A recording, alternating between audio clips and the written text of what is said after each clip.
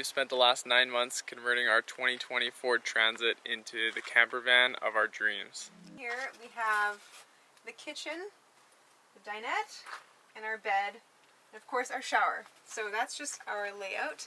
So part of our pantry, which is one of our favorite components, is this pull-out pantry. We really wanted to maximize the space. As you can see, this corner is angled. And we did not want to have any handles here where you can hit your leg as you're coming in the van.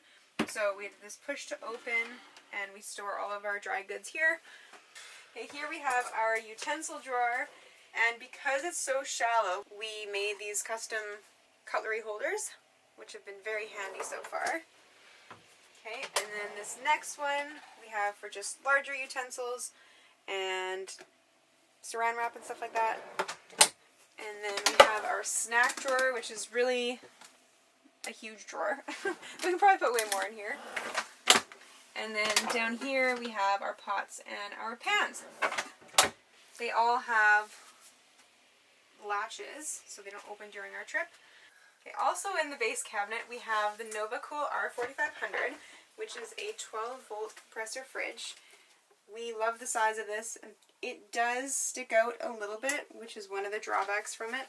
As you can see, the door swings out, so it can't be within the base cabinet, but it's a trade-off we're willing to take. Going back to the sink, one thing we really like is this push button switch to use the pump. So you just push that there and the pump's on and now off. So we turn it on. You can use the sink. For the drain, we look underneath here. So here's the garbage first. We just have a kind of a makeshift setup, but we kind of like it, so I think we're going to keep it.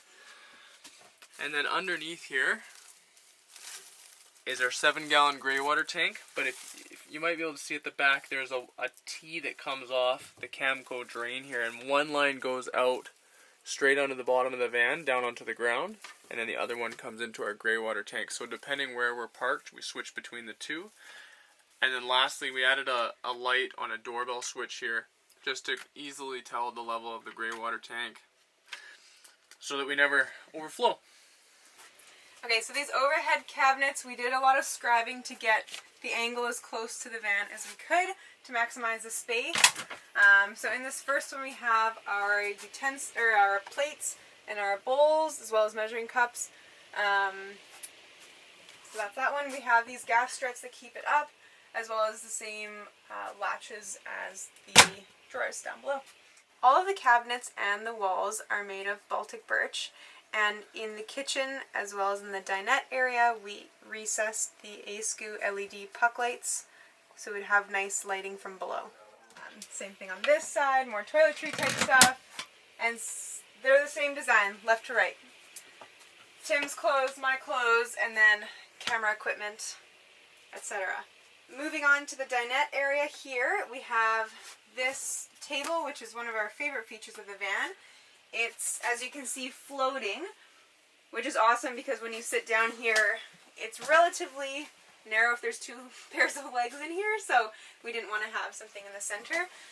So it's actually in the wall. It's an L-shaped bracket that's behind the Baltic birch and secured pretty nicely, so it takes a lot of weight. It's not super wobbly, but there's enough room for Tim and I to both have our laptops out or, you know, not be crowded during dinner. Moving on to the seats, we have these cushions that slide off. The top one comes off too, but we don't need to access this. This will be storage for more camera equipment, and there's also the plugs on the wall, as you can see, for the UV light and hot water tank.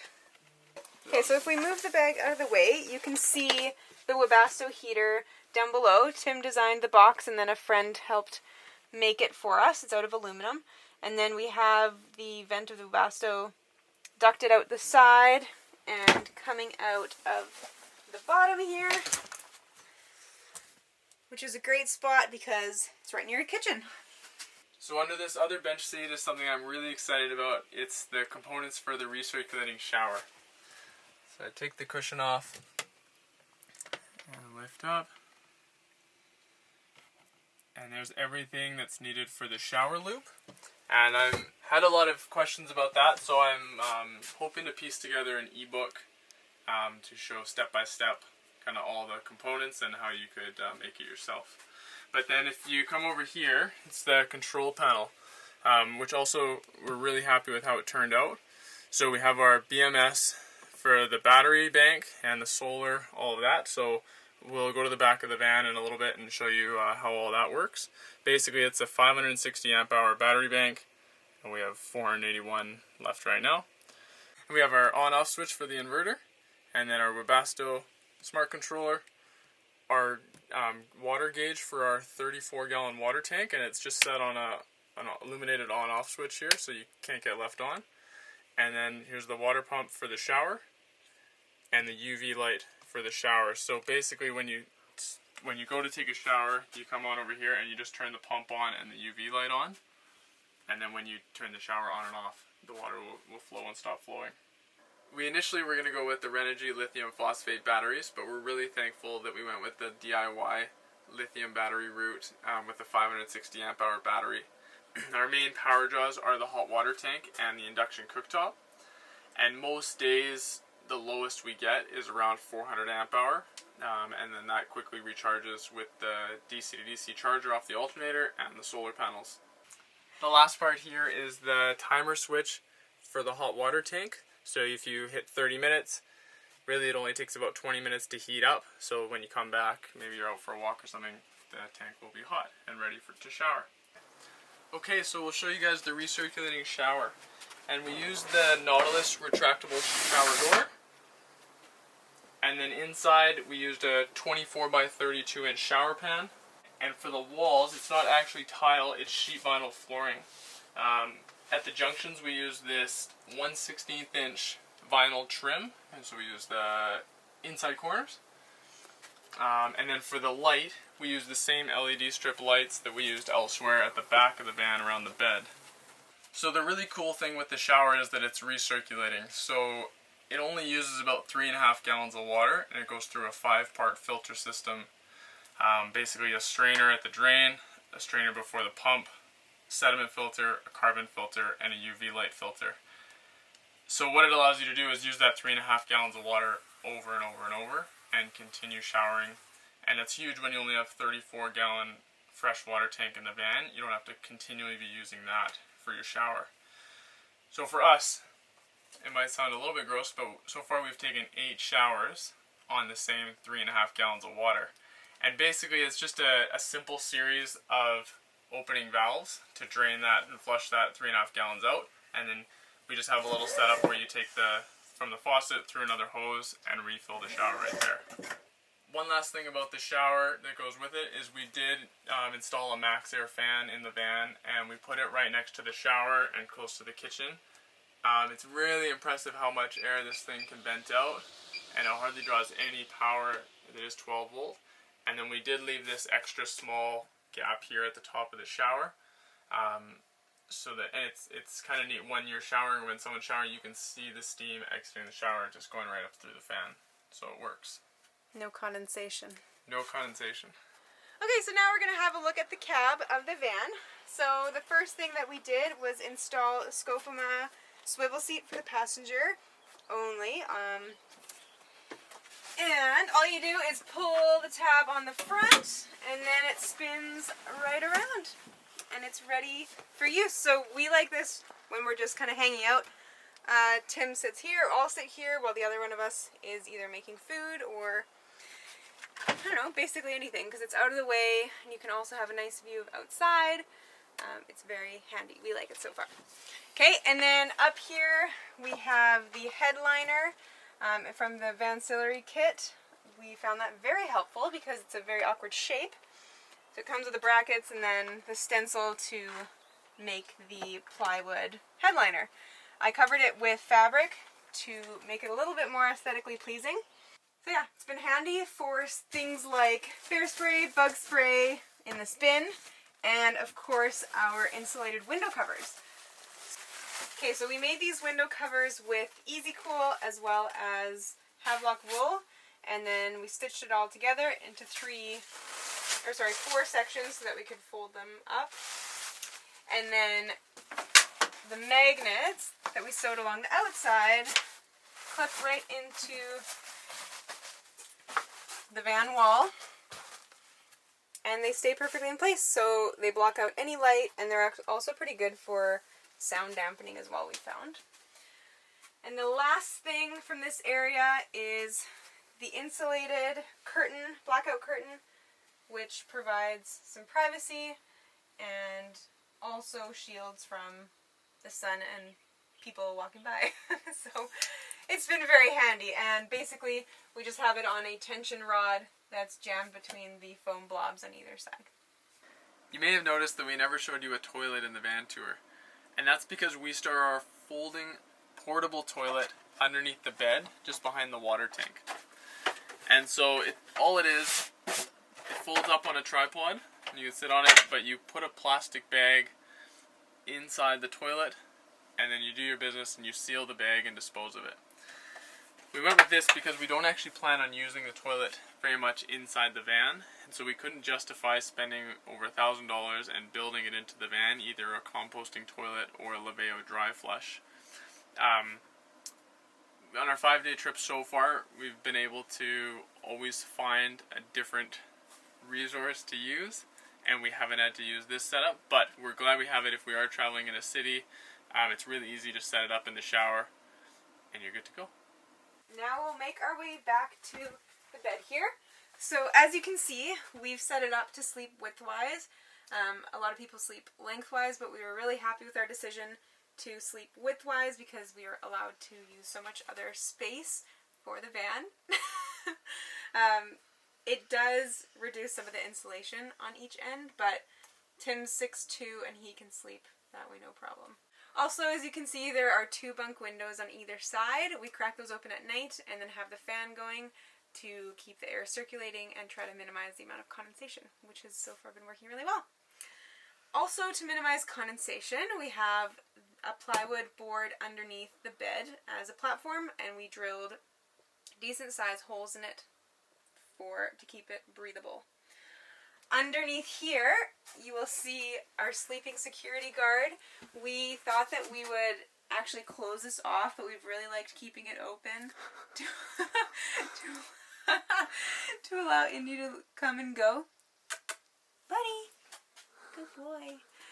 And it also is really helpful because when we are in the kitchen and everything, he just goes to his bed and he's not a tripping hazard.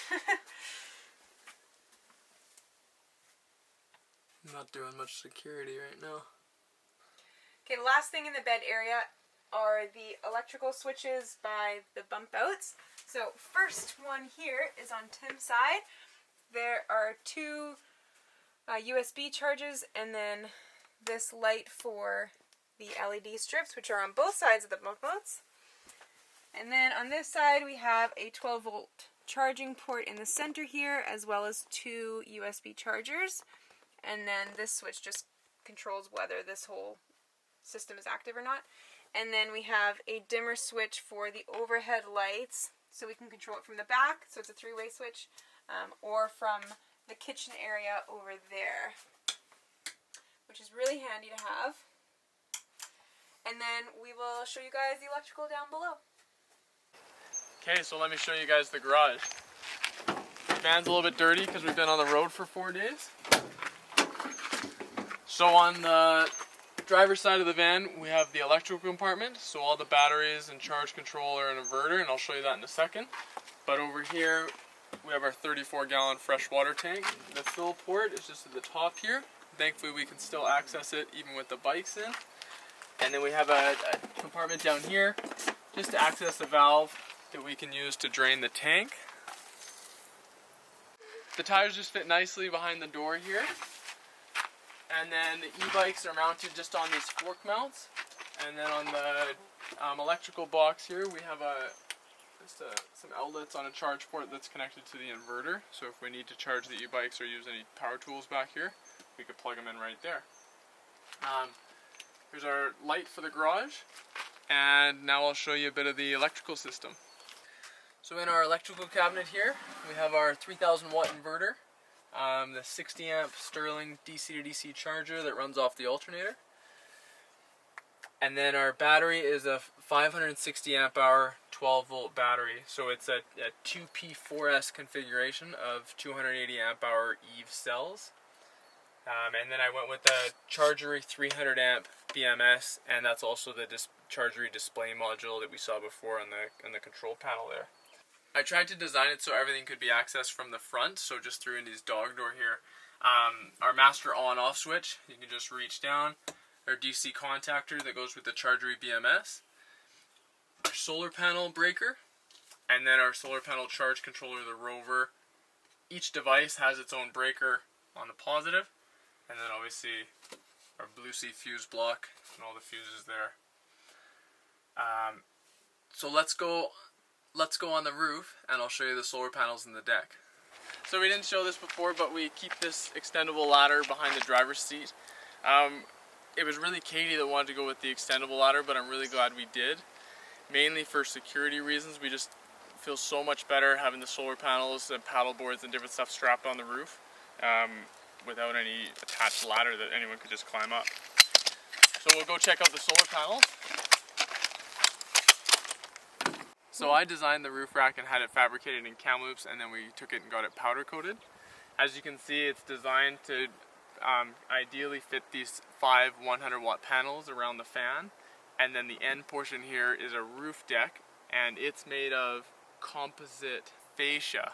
And we went with the fascia because our spacing was close enough together that it still remains strong, but it's really light compared to the Trex composite decking. Those other brands of composite decking are actually quite heavy. So we're really happy with the durability and how it's holding up so far. It's been out in the sun and snow for about 8 months now, and it's still looking good, and it'll be really easy to swap out if we need to. You could, in theory, go with 3 more 100 watt panels back here, but we like having the option to come sit up here, or as you can see, store our inflatable paddle boards up here or anything else we need to strap on. The main modifications we did to the van, other than the roof rack, were definitely the tires and rims. We went with the black Rhino Havasu rims and the BFG KO2s, and we went the biggest size you can without having to trim the pinch weld. And so those are the 255/70 R16s. They made a huge difference to the van. We paid for it a little bit with the fuel mileage, but we're really happy when we went with them. Thanks for watching. We're so thankful we've had the chance to convert this van. Having never done a project like this before, we've learned so many new skills and we've loved the process. Now we get to embark on some awesome adventures and hopefully take you guys with us. Who knows, maybe there'll be another van conversion coming up in the future.